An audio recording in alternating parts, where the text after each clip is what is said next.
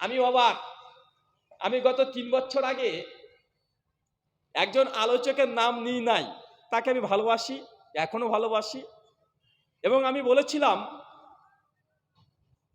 আর আমাকে বাধ্য করেছিল একজন বাংলাদেশের আলোচক আছে, অনেক বড় মুফাসসিরে কোরআন, তার একটা আলোচনা শুনেছিলাম 1 ঘন্টা 29 মিনিট। আপনিও পেয়ে যাবেন, ইউটিউবে লিখবেন নবীজির জীবনী। 36 মিলিয়ন ভিউ। কত মিলিয়ন? 36 মিলিয়ন।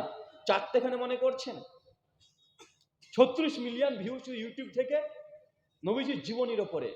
তো পূর্ণ আমি 1 ঘন্টা 20 মিনিট আলোচনাটা শুনলাম। আল্লাহি, আল্লাহর কসম, ওই বক্তৃতার 80% হাদিস টাটকা, জাল, জয়ীফ না জাল।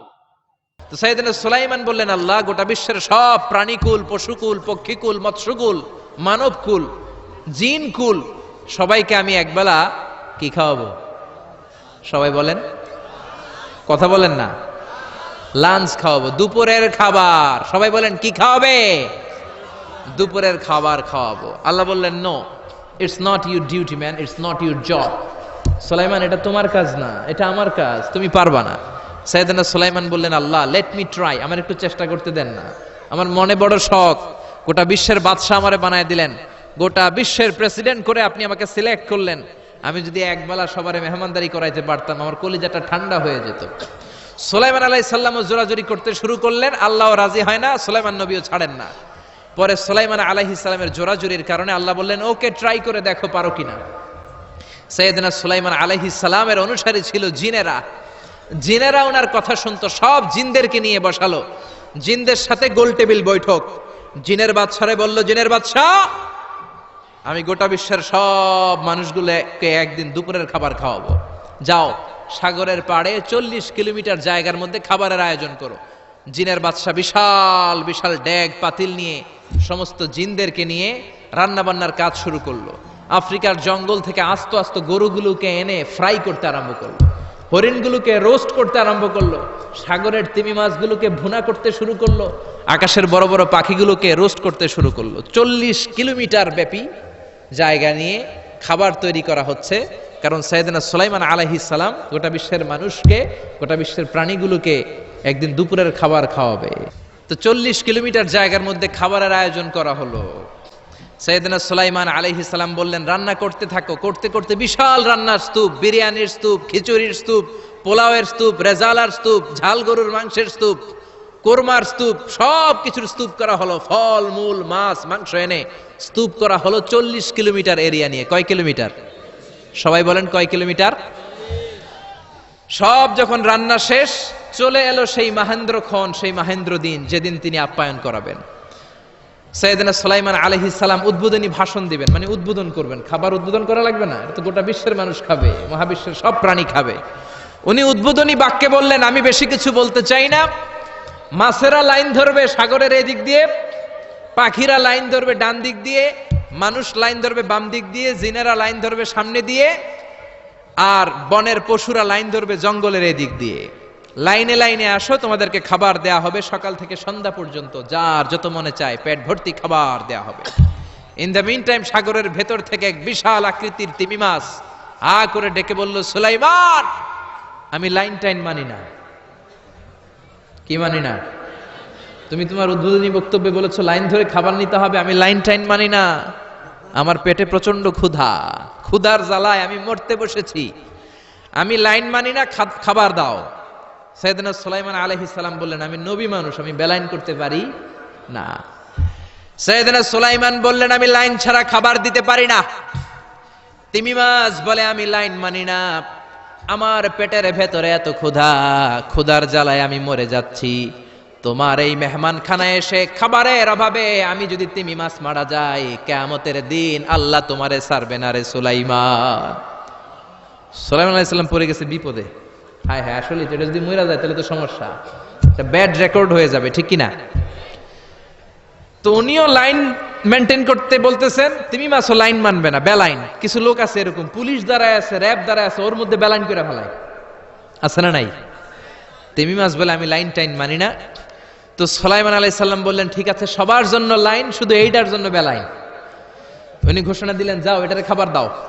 তো তো তিমি মাছ বলল, সুলাইমান আমি এই যে আমার মুখটাকে, বিশাল মুখটাকে হা করে রেখেছি, আমার মুখের ভেতরে জিনদেরকে বলো খাবার ঢুকায় দিতে, যতক্ষণ না আমার পেট ভরবে আমি হা করে থাকবো, চিল্লায় কোন আল্লাহু আকবার। সাইয়েদনা সুলাইমান আলাইহিস সালাম ভাবলেন, বিশাল একটা আস্ত গরুর রোস্ট যদি ঢুকায় দেয় তাইলেই তো শেষ, কেল্লা ফতে, ঠিক কিনা? সাইয়েদনা সুলাইমান বললেন, যাও আফ্রিকার জঙ্গলের যে গরুগুলো রোস্ট করেছো, একটা রোস্ট এই তিমি মাছের পেটের ভেতরে ঢুকিয়ে দাও। জিনের বাদশা যে রোস্ট ঢুকায় দিস, ওইটা হা করেই আছে। সাইয়েদনা সুলাইমান বললেন, কয়েকটা খাসি মেরে দাও। খাসি মেরে দেয়া হলো, এটা হা করে আছে। কয়েক বস্তা বিরিয়ানি মেরে দাও, মেরে দেয়া হলো। বললো আরো 10টা গরু ঢুকায় দাও, হা করে আছে। আরো 50টা খাসি ঢুকায় দাও, হা করে আছে। আরো কয়েক হাজার তিমি মাছ রোস্ট করে ঢুকায় দাও, ঢুকায় দিতেছে। খাবার যত আছে দিতে শুরু করলো। ইন দ্য মিন টাইম 1 কিলোমিটারের খাবার শেষ। সুবহানাল্লাহ কইবেন না? তিমি মাছ বিশাল বড় হা করে বসে আছে সাগরে। জিনের বাদশা খাবার দিতে লাগলো। 1 কিলোমিটার শেষ, 5 কিলোমিটার শেষ, 10 কিলোমিটার শেষ, 20 কিলোমিটার শেষ, 30 কিলোমিটার শেষ, 40 কিলোমিটার শেষ। এখনো তিমি মাছের মুখ হা করা আছে না নাই? ভাই এই হাদিসটা কারা কারা শুনেছেন একটু হাত তোলেন তো ভাইজান। মাশাআল্লাহ, কত মানুষ শুনেছেন দেখেছেন? আর আমি বিশ্বাস করি ওই হুজুরের কাছ থেকে শুনেছেন, ওই হুজুরের কাছ থেকে শুনেছেন। সাইয়েদনা সুলাইমান সিজদায় পড়ে গেলেন, আল্লাহর ডেকে বললেন, মাবুদ রে, আমি বুঝতে পারি না আসলে রিজিক দেওয়ার মালিক আমরা না, গোটা বিশ্বের সবাইকে খাওয়ানোর ক্ষমতা আমার নাই, রিজিকের মালিক একজন, তিনি কে? আল্লাহ নবী সুলাইমান সঙ্গে সঙ্গে লুটিয়ে পড়েছে মাটিতে, আর তিনি সিজদারত কণ্ঠে তিনি বলছেন, আল্লাহ তুমি আর রাজ্জাক, আল্লাহ তুমি আর রাজ্জাক, আল্লাহ তুমি আর রাজ্জাক। নবী সুলাইমান আগে জানতেন না আল্লাহ রাজ্জাক, এখন বুঝতে পারলেন নবী চাল রাজ্জাক। কথা বুঝতে পারলেন? দাউদ আলাইহিস সালাম আর সুলাইমানের ঘটনা পাওয়া যায়। নবী সুলাইমানের যা স্পেশাল বুদ্ধি ছিল, অনেকগুলো দেখবেন কোরআনে যে ঘটনা আছে, 2 মা সন্তান হারিয়ে ফেলেছে, একটা ঘটনা পাওয়া যায় না? এই সন্তান কার? নবী দাউদ সুলাইমান সাল্লাল্লাহু আলাইহি ওয়াসাল্লাম ছোট্টবেলাতে সমাধান দিয়ে দিয়েছে। এত ইন্টেলিজেন্ট, পুরো দুনিয়ার বাদশা, আর উনি নাকি জানেন না আল্লাহর রাজ্জাক, তার জন্য আল্লাহর সঙ্গে এই ঘটনা করতে হবে। ভাই এই ঘটনা আমরা শুনেছি কি শুনি নাই? কথা বলেন, শুনেছি কি শুনি নাই? একদম প্রথম থেকে শেষ পর্যন্ত গোটাটাই মিথ্যা কথা, একদম গোটাটাই। মনে করতে পারবো না কিছু অংশ কোরআনে আছে, আরে ভাই একটা অক্ষরও নাই। মনে করতে পারেন হাদিসে আছে, হাদিসও নাই, সহিহ জয়ীফ করে জাল হাদিসও নাই। বক্তা গোটাটাই তৈরি করেছে জাল, গোটাটাই। আমি বলেছিলাম যখন এই কথাটা, যেটা হাদিস না, আর এর জন্য খুব বেশি বড় আলেম হওয়ার দরকারও নেই। ভাই বক্তা 3 মাসকে কি খাওয়িয়েছে? গরুর মাংস খাওয়াচ্ছে। ভাই মাছ কখনো গরুর মাংস খায়? তারপর রান্না করা, কথা বলেন, মাছকে রান্না করা ভুনা খাওয়াচ্ছে। ভাই মাছ কোন রান্না করা ভুনা খায়? কিন্তু বক্তা খাওয়াচ্ছে। আপনার তো বলছেন সুবহানাল্লাহ।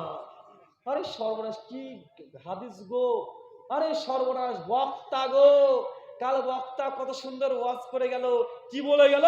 আরে একটা তিমি মাছ গোটা বিশ্বের খাবার খেয়েছে, তারপরে পেট ভরাতে পারেনি। কোন নবী? নবী সুলাইমান নবী গো, জানো না তুমি বুবু? একদম নবী সুলাইমান এই করেছিল, ও গিয়ে গল্প লাগাচ্ছে, আছে না নাই? কথা বলেন। আমি বলেছিলাম এই হাদিসটা জাল, এটা মিথ্যা কথা।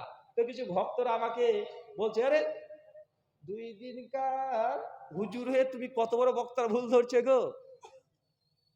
মানে আমি বলছি এটা হাদিস না। আরে ভাই যে হাদিসে তুমি দলিল পেশ করো, কোথায় আছে ঘটনা? কোরআনের কোন আয়াতে আছে? কোন হাদিসে আছে? দলিল নাই, চলছে।